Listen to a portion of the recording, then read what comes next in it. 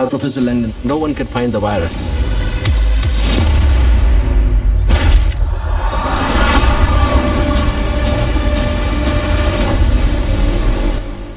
Oh my God. Inferno. Welcome to yet another episode of Red Reviews. Today we're checking out Inferno, the third movie in the Robert Langdon Tom Hanks series. Tom Hanks, of course, playing Robert Langdon based on the Dan Brown books, all of them directed by Ron Howard. This all started with the Da Vinci Code, then Angels and Demons, and now we're at Inferno. I don't know if that's the chronological sequence of the books. I don't read the books, and I base all movies as movies, not as movies based on books. So if everyone will always defend the books, they always say the books is better. Oh, you got to read the book. Well, I'm not going to base it off that. From Harry Potter to The Hunger Games to the Da Vinci Code to 50 Shades of Grey, I shouldn't have to read the book to get an enjoyable movie experience. You need to be able to tell the story in the movie.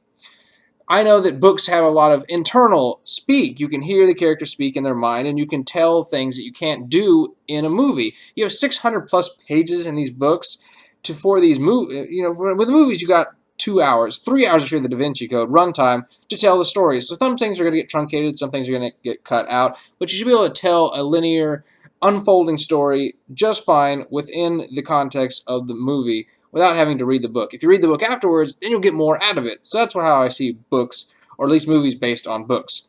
Now, I wasn't the biggest fan of the Da Vinci Code. I thought it had its pacing issues. Like I said, it was like 3 hours long, so it was a lengthy movie. I like the parts where, of course, Robert Langdon, Tom Hanks' character, are solving all the puzzles. I think that's really cool. And the conspiracy in the church, I thought that was a very interesting storyline, but when you got to points in the movie, it would just stop, because we need to have an exposition dump of just everything that was going on to get everybody caught up to speed. So it had pacing issues. It had moments where it got really dull and really boring. And I thought, well, maybe it's just because it was the age that I watched the movie at. Because I watched it when it first came out in theaters. And I recently rewatched the Da Vinci Code to get ready for Inferno. And I realized it wasn't just my age. It was just the fact that the movie is actually, I think, just has its moments of boringness. Angels and Demons came along. I was like, well, we'll give it another try. We'll see how Angels and Demons go. And I cannot recommend Angels and Demons enough. I think it's a fantastic movie. It's beautifully shot. It's got a real ticking clock storyline, which I love. I think it's Tom Hanks playing Robert Langdon at his best.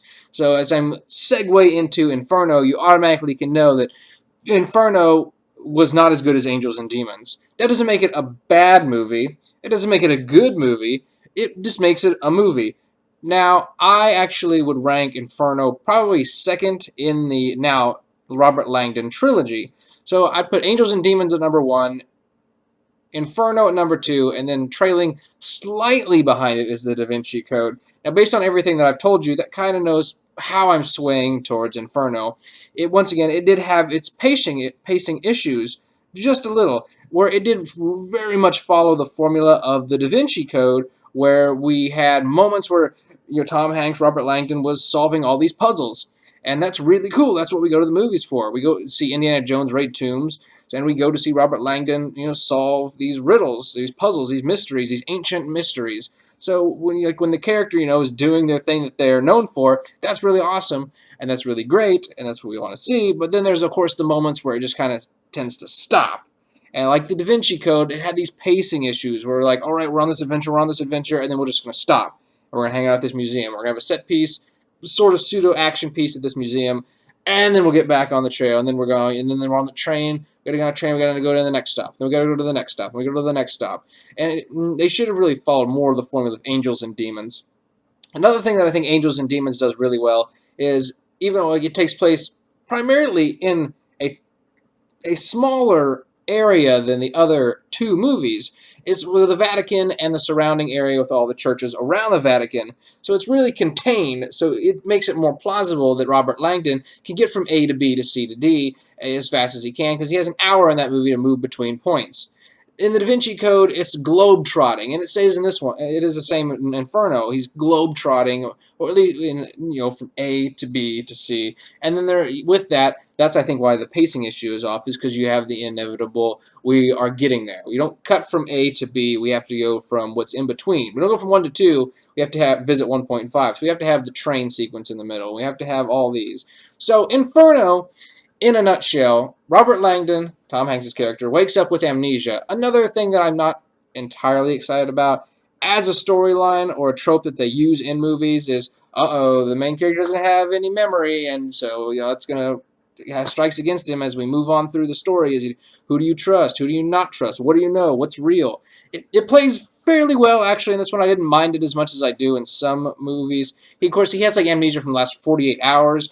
I don't like when the character wakes up and he doesn't even remember his name. So, I mean, it wouldn't be that story if Robert Langdon had that happening because, of course, how is he going to solve the puzzles? And, of course, the amnesia does not slow down that part of his brain at all. So, if you're worried, like, he's not going to be able to solve all the riddles as good as he can. No, he doesn't take a moment off. He solves them just fine, as he always does. So someone has created a virus named Inferno, and he has hit it, and he's used all these Dante clues. Dante's Inferno. He's used all these Dante clues to figure out how to get to where the virus is. So it's a race to get to this virus before it's set off, using different architects and landscapes and paintings that have to do with Dante. And you can kind of put in all the pieces together. If you've seen the Da Vinci Code, if you've seen Angels and Demons, you know how it goes. We have to visit this landmark and this landmark, and there's something about this landmark that leads us to the next one. So it's basically like a 3D geometrical treasure map that these stories are always on. Now these stories are taken very seriously. If you're looking for like a funner version of this, I do watch National Treasure instead with Nicolas Cage. I actually think I enjoy those just a tad bit more. So yeah, like I said, Inferno. It's shot by Ron Howard, so it's got a good, credible director behind the camera. Shot really well. Pacing issues. It's got some good visuals because the way the amnesia is messing with his mind, he doesn't see the paintings and stuff the way he does in Da Vinci Code and Angels and Demons or the other landmarks. He's actually like living inside of them, so he's actually witnessing what he believes to be like Dante's Inferno. The painting is he's seeing all these tortured souls. He's seeing the different levels of hell, the different torture techniques going on. So that part actually is really cool. It's got some really fun visuals, and you see it in the trailer with like the wall of blood blasting through the windows. And that's, so spoiler alert, that's not really like happening in life. That's happening in his mind as he's seeing these visual clues. It bothered me a little bit at the beginning because of the amnesia, the way, like, of course, sounds would affect him and loud noises and just bright lights. It got a little too much there at the beginning because, of course, the camera would go out of focus and then we'd be all wobbly. And we're supposed to be, when he wakes up in the hospital, we're supposed to be just like him. We're supposed to be kind of out of it as we put ourselves back into composure. So I can see why they did it as a story technique. I could take it or leave it. It's Inferno. I rank it slightly above the Da Vinci Code. Slightly above the Da Vinci Code. It's nowhere near the quality of, I think, what Angels and Demons is storyline. At this point, I mean, if there's only one book left, at least one book that I know of in the Robert Langdon series, go ahead, make it, close it out. I'll watch one more. I don't, I'll back Tom Hanks as this character. I think he does a good job. There is, of course, the formula, like in the first two, if friends become enemies, enemies become friends. I actually predicted the twist in this one going into it because if you've seen Da Vinci Code, if you see Angels and Demons, there is a formula in the background that is kind of able to be predictable when it comes to the third time around. So if you're thinking that maybe somebody isn't who they think they are, or somebody might be on his side versus not on his side, go ahead, go with your gut on that one. And that it is kind of predictable and formulaic if you've seen the other two. So, but if you're a fan of these movies, go out and watch Inferno. I'm going to go ahead. I was torn. I think I'm going to land it at a C+. Because I did think it was slightly above average, but like I said, nowhere near Angels and Demons. If you're only going to check out one, go watch Angels and Demons. But you might as well watch all three of them because there actually are good films. They're made by a good filmmaker. They got a great actor. They got great visuals. They got great storytelling. If you're a fan of history, if you're a fan of religion, if you're a fan of mysteries, thrillers, riddles, and all this, then, I mean, it's a good series for you to check out. So go check out Da Vinci Code, Angels and Demons, and go check out Inferno. I'll catch you guys next time right here on Red Reviews. Like and subscribe, and don't forget to check out my Facebook page, Red Reviews Movie News, and stay updated on all movie news as it happens, or at least as close as I can in getting it to you. Thanks, guys.